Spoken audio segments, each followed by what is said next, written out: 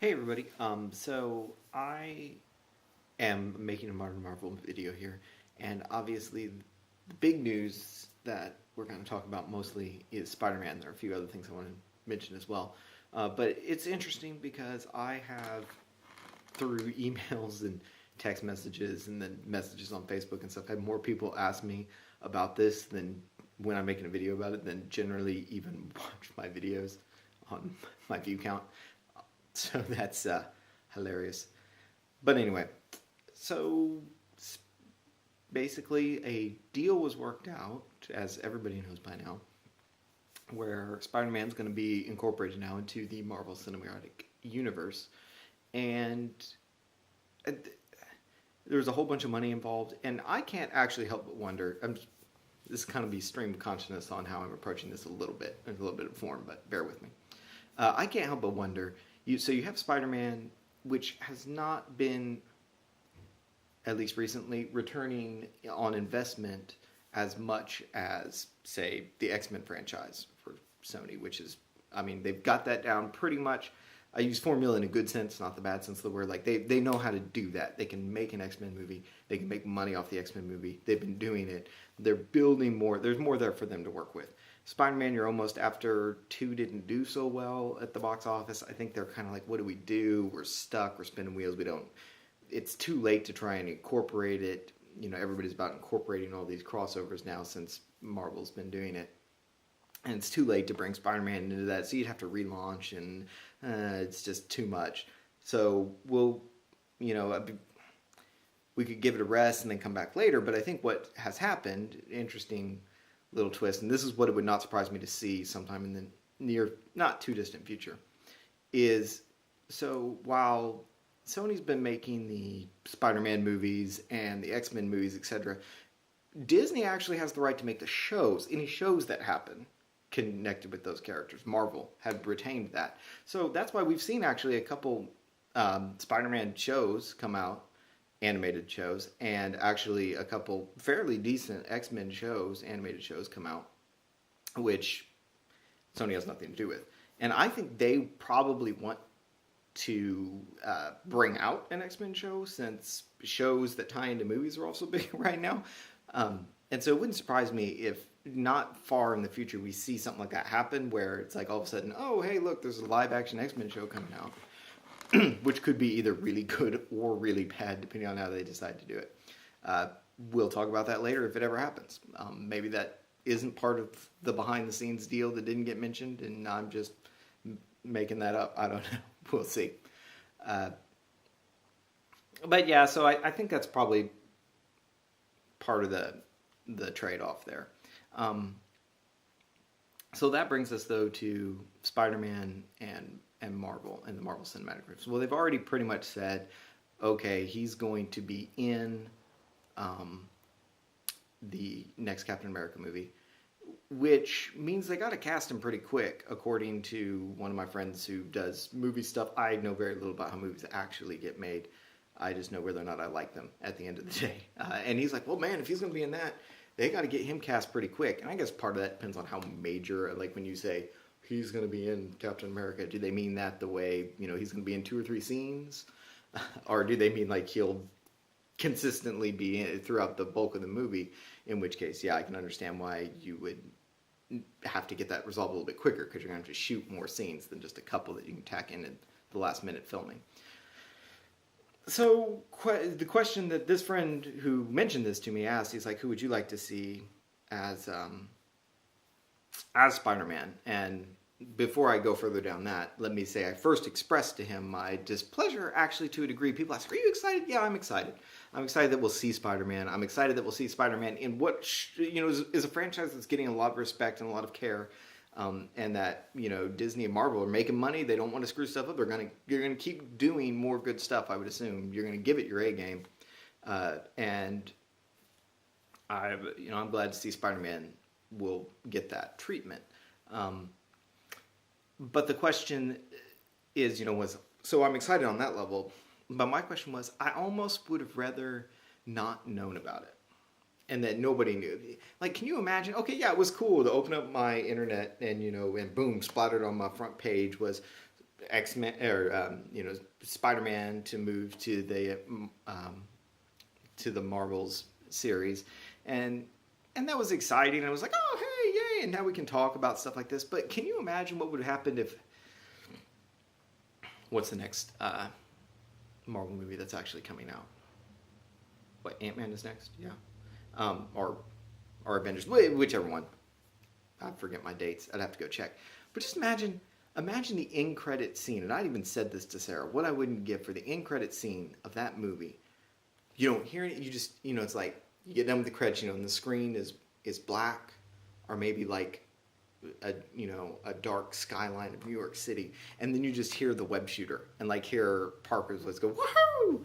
And, I would have stood up in the theater and done a dance or something. That would have been, if that is how I found out that, one of those, like that's how you should be using after credit scenes. Even if it happened like on S.H.I.E.L.D., Agents of S.H.I.E.L.D. return the moment they give you that last little credit. If you had that exact same thing happen. That, to me, and I know you can't keep stuff that quiet, but that would have been the greatest thing ever. And that's actually how I wish it would have happened. Where it's just like all of a sudden, boom, Spider-Man is going to be in the next movie. And you're like, ah! I'll simmer down. I get that excited just thinking about how that would have played out. I probably would have actually died if it had happened, and then I never would have got to see the movie. So maybe it's for the best. But for playing Parker himself, now, as some of you may have watched my video that was on the original, as in the older of the newer Spider-Man movies with Tobey Maguire, and I like those more than I think A is probably merited, and B, most people. For a specific, I mean, they're hokey, don't get me wrong. I'm not trying to say that they're not. But one thing that movie, and then just suppose, particularly with The Amazing Spider-Man coming after it, one thing they really demonstrated was how hard it actually is to cast Spider-Man. And that's not just because he's an iconic character.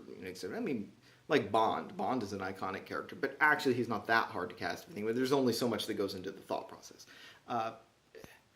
Spider-Man, to a great degree, is a lot like trying to cast Batman, because you have two facets. You have Bruce Wayne and Batman, and they're not actually super similar. If you're going to be it's hard to be both a convincing Bruce Wayne and a convincing Batman. As you watch different Batman movies, you see this guy's better at Bruce Wayne, this guy's better at Batman, and depending on how the script is written, that could be a good or bad thing. Spider-Man's the same way. It's hard to be both Parker and Spider-Man, and I really think Tobey Maguire, he did a good job as Parker. He was the guy who, if you saw him walking down the street, you're like, yeah, that guy probably got dunked in a toilet every day in high school. He was that kind of, like, he captured that, the nerd, and he never really lost that throughout. Even when he was doing his, emo Spidey, it's like, yeah, that's a nerd trying to be cool. Parker can't pull that off, and he did a very good job of that. What he lacked was the Spider-Man side of it, really. He wasn't good with the zing quips while, fighting the villains. That kind of the repartee as he's going back and forth and all that. He wasn't necessarily as good at that aspect as the Spider-Man. And then later, Garfield in the newer ones, I think had the opposite thing. He was better at Spider-Man. He never convinced me as Parker. He was too slick. He was that new indie Fox nerd who is actually kind of popular. Maybe not as popular as like some, jock guy or something, but you can see him having a girlfriend. You can see him, wearing the graphic tee with the 8-bit NES original character on it from a game he's probably not actually ever played. He's only retroactively interested in. He struck me too much like that, and it's like you wouldn't see him walking down the street and be like, oh, that guy was picked on every day at school, I bet. To the degree that Peter Parker is supposed to be. So that's a hard line to find. So it will take a decent actor, and I will be interested to see who it is. And a lot of it, like I said, is script writing. I mean, are you playing up Parker or are you playing up Spider-Man? Which leads me to actually how I think it should be done, which no one's listening and no one cares. But, okay, I don't want to sit through another Spider-Man's origin story. I love Spider-Man, but I'm frankly not going to do it. And I think most Marvel has recognized this. They've said they're not really going to do origin movies anymore. They're going to find another way to bring characters in. And Spider-Man's a great opportunity to do that. I really would like to see when S.H.I.E.L.D. comes back on, you have like 3 episodes in a row that deal with Spider-Man. Introduce him through that show. Now, granted, that means you're going to have to cast him really quick, but it's setting aside logistic issues. We're just talking about what I would like to see. I would like to see that happen. You bring in a Spider-Man, and here's the thing. I would like to see the story from the other side. So you do the Parker origin story, but do it, or Spider-Man origin story, but do it from the other side, which is to say, okay, when you read Ultimate Spider-Man, I don't know how many of you have done that. It actually is a good Spider-Man story arc. I know there's some people who don't like it. I think it's pretty good. In that, towards the end of, like, I think it's right towards the beginning of the Venom storyline in it. You see Nick Fury.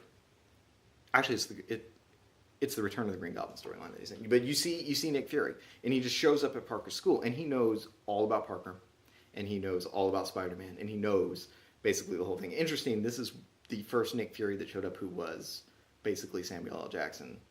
The black,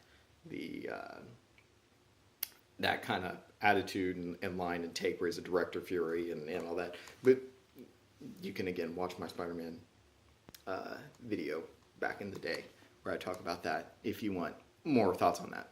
But you see him show up, and like I said, he knows everything, and he's like basically tells Parker, look, I've been following you, I've been paying attention. When you're an adult, you're going to be an Avenger. That's what's going to happen. You can do whatever you want. You want to do your little Spider-Man thing. You want to go work a summer job at McDonald's. I don't care. You do whatever you want. But when you become an adult, you're mine. Basically, you don't need a choice. And I think it would be interesting to see that story arc, like that same kind of dynamic, but from the other side. Instead of seeing all of Parker's adventures, necessarily directed, all Spider-Man stuff that Peter's doing, instead of seeing that, what if we saw the agents of S.H.I.E.L.D., Coulson and crew, and all of a sudden there's this guy in New York City who's, swinging around, and you got, J. Jonah Jameson saying, oh, he's a menace, and he's, blah, blah, blah, blah, blah. So that comes in, and they investigate. And they find, learn the origin story from them finding out about it, as opposed to actually showing us the origin story itself. That, I think, would be great. And it will, of course, lead right into, well, then S.H.I.E.L.D. is recruiting Spider-Man. Or even if they don't directly recruit, but that's how they become aware of him. So I think that'd be a great, which goes with, like with the Ultimates, then I am calling for a much younger Spider-Man. I think you should have a while he's still in high school at this point, instead of jumping right past all that. And plus that gives the character more, you can use that same character longer if you make him a little younger. And he doesn't have to be, he's not going to be the star, he's not going to be the main character for a while. At least I wouldn't make him the main character for a while. Keep Spider-Man almost like you've been doing with Black Widow, where she's in a bunch of different stuff. But she's not actually her own, it's not there yet. And it'll get there, but you can develop the character more through multiple things. You need to do that, I think, with Spider-Man as well. To really get that attitude of Spider-Man, to get him on a bunch of different things, and then tie him in, and then you get your Spider-Man movie eventually. So, like I said, I don't know. I don't follow younger actors. I'm sure Disney has truckloads of them. My friend said, well, are you sure you want a Disney youth, high school portrayal actor doing Spider-Man? And I said, well, Disney's male live action actors tend to do better than the female ones, but that's because they're actually actors as opposed to being funneled into this pop star, route. So, Disney owns Nickelodeon now, don't they? And I'm sure that they've got scads of actors over there that they could deal with too. One thing that has been thrown out, I'm going to touch it. This leads me into something else, because I actually was initially going to make a video about the Fantastic Four, and then this whole thing went down, so Fantastic Four kind of got pushed a little bit. There's been talk, a cry from certain quarters, just discussion. Well, what if you got a African American, a black actor to play Peter Parker? I actually think that's a good idea. I think I wouldn't be opposed to it. It's either way to me, as long as the actor himself is good. That's really more what I care about. I think there's a way in which changing Parker from the normal white kid to the nerdy black kid almost makes more sense right now because the black nerd stereotype is enough there that you can kind of play off it, but it hasn't evolved into like what the white nerd stereotype has evolved into, which it's going to be very difficult to make a white Parker at this point, because you will probably get a lot of, that, like I said, like Garfield's presentation, where to me it's just not a convincing Parker, because you can't really buy this kid's struggle when he doesn't have a struggle. So yeah, it's a good time for it, and I actually think it could work pretty well. Which leads me into, again, the friend I was discussing with, who actually has been on this before, Daniel. We were discussing, of course, and then you got the Fantastic Four, and he's like, well, because he said that to me, and I said back, I actually think Peter Parker would that would work fine. As long as the actor's good, I actually don't care. And he came back with, well, they're, or actually, I was like, I would like that a lot better. That would affront me a lot less than, say, making Johnny Storm black. And he was like, well, and I was like, yeah, I know, that was my whole point. I think that's going to be a train wreck of an idea. I don't know who had that idea, but it was stupid. Now, why do I say that? Here's why. I don't really actually, as with Parker, I don't care about the continuity per se. Johnny Storm's always been Caucasian in the comics. Big deal. So was Nick Fury, and they changed him, and that was awesome. And whatever. Whatever. I just don't think he's a good character for it. And here's why. The African American community wants more positive portrayal of at least the reviewers who I watch, and I watch several different reviewers who, a lot of them are like, we need more positive portrayals in mainstream media, not spin, fringe movies, but like mainstream movies where you've got this black protagonist and et cetera, et cetera. And, to a degree, I agree. If that's what a story calls for, that's what a story calls for. Here's the problem with that. Johnny Storm. Who is Johnny Storm as a character? He is a player.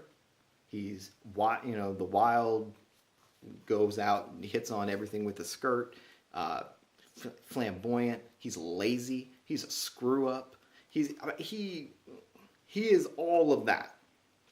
He is all those things which we, as a culture, are becoming more sensitive to the fact that a lot of black people get portrayed this way in movies, and we probably should rein that in, where they're not thinking. They're just some handsome face that gets thrown up on the screen who's really stupid. That's what Johnny Storm is. So, and he falls backwards into some superpowers, and now he's a superhero who is still all of those aforementioned things. And that's to a degree what gives his character charm. It's different. He's not really, he might be a likable person to a degree, but he's not a likable hero. And so I think, like, I don't understand why you do it with that character. I don't think it's going to actually ingratiate you. Either that, or you're just not going to portray him the way he is in the comics. And that's what will upset me, if you've changed his character. And if you've changed his character specifically so that you can not have an offensive African-American character who actually didn't even need to be African-American. So you could have actually just bypassed that by keeping him white. You know who should? You wanted a black Fantastic Four member. You know who it should have been? Was Reed Richards. Why? Because what is Reed Richards? He's the guy who, he maybe works too hard, but frequently works too hard. But, he's intelligent. He's the thinker. He's a devoted friend, a committed later husband. But, it's like he's committed. He's smart. He's compassionate. He just needs his break. That's what he needs, and he's just never got it. That would have, I think, been a much better. I don't understand why that wasn't what was done. And I said that to my friend. He's like, well, and this is going to get trippy, and there might be some people who disagree with this, but he's like, well, he ends up marrying Sue Storm, who, if you make her white, that's a black guy marrying a white woman in a movie. And no studio's going to do that. And that's sad. Like, probably true, but sad. I think he would have been a much better character for that. And to be that positive, image in a Marvel movie is like, hey, but my opinion was neither asked nor garnered. But there it is. Anyway, so I I hope I'm wrong. I pray I'm wrong. I think the Fantastic Four movie is going to be a train wreck, an absolute train wreck. But we'll see. There's talk that it's supposed to tie in. I mean, Sony's, I think that's why they, again, as I mentioned earlier, got rid of Spider-Man. Is I think they're looking to actually tie all their movies in together to try and capitalize on the success that Marvel's had doing that. And I think they couldn't figure out a way to get Spider-Man in there, so they just spit him out. And I think that the reboot of the Fantastic Four is going to try to do that. I think that's been confirmed officially. Like I said, I kind of stopped reading up on it when Spider-Man stuff came out so that I could actually talk about Spider-Man.